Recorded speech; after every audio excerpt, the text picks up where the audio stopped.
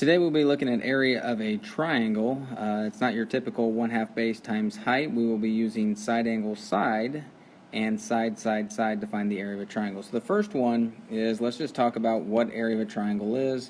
Well, we all know that the area of a triangle is 1/2 base times height. And that works fine when you're given that information. But what if we don't have the height? Can we still find the area based on this new information about trig that we know? So let's draw in the height. So that's that perpendicular. We know that this is side A, this is side B, and this is side C.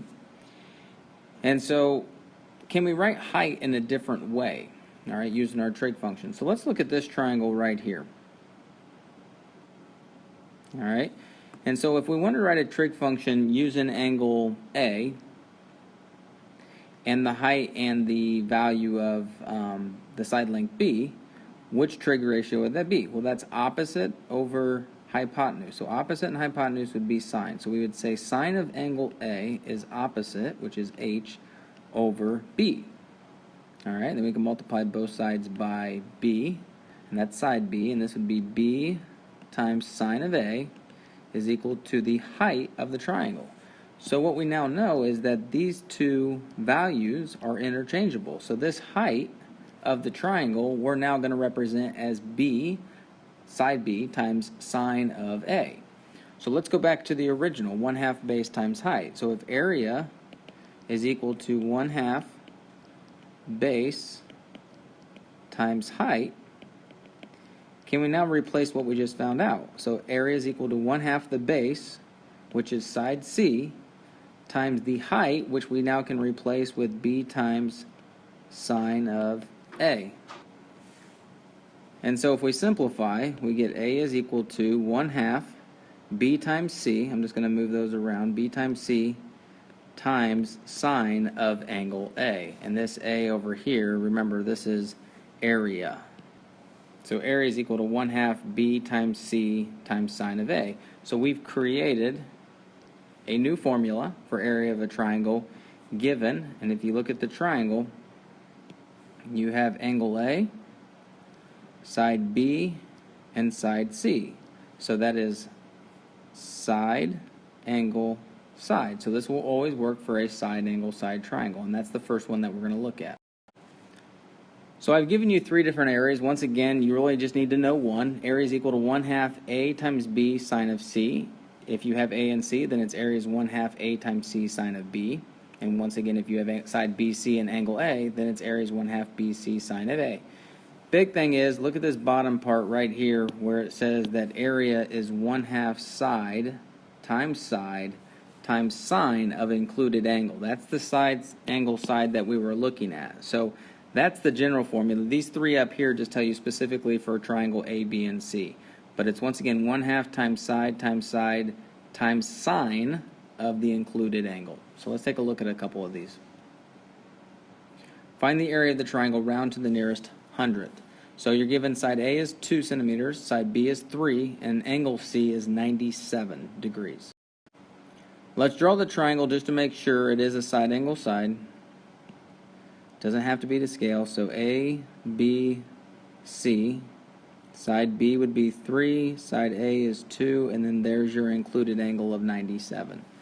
So we should be able to say that the area is equal to 1/2 side 2, side 3, doesn't matter the order because it's multiplication, 2 times 3, and then times sine of the included angle of 97 degrees. Just make sure 97 degrees is in, make sure 97 when you plug it in your calculator is in degrees, and so area would be equal to, and round to the nearest hundredth, 2.98, and area is measured in units squared, in this case it's centimeters squared. And so that is how you deal with a side angle side triangle in terms of finding the area. 1/2 side times sine of and the included angle. All right, let's look at the second way we're going to find the area of a triangle. We're going to find the area of a triangle given side, side, side. This is called Herons formula. The area is equal to the square root of s times s minus a times s minus b times s minus c. We know a and b and c are your side lengths, but what is the s? The s is the sum of all the sides added up divided by 2. This is called, the s value here is called the semi-perimeter. Okay, so we're going to find s first, and then we'll plug that in terms of finding the area using Herons formula. So let's take a look at an example. So your side lengths are 5, 8, and 11. Once again, rounded to the nearest hundredth. So we don't really need to set up the triangle. They're all side lengths.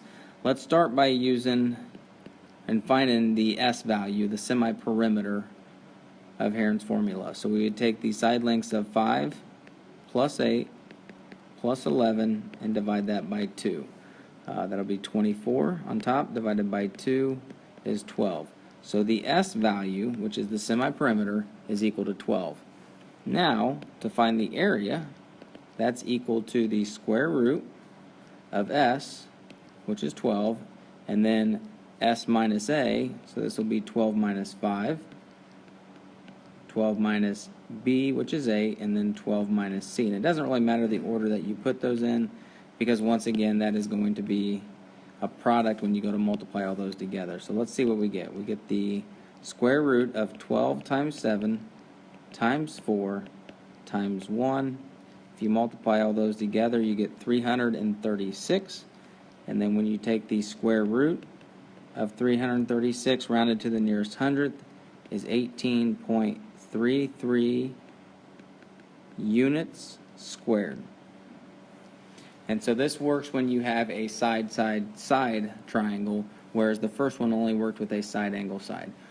So those are the two formulas that you need to know for area of a triangle. All right, now go ahead and write your summary for area of a triangle.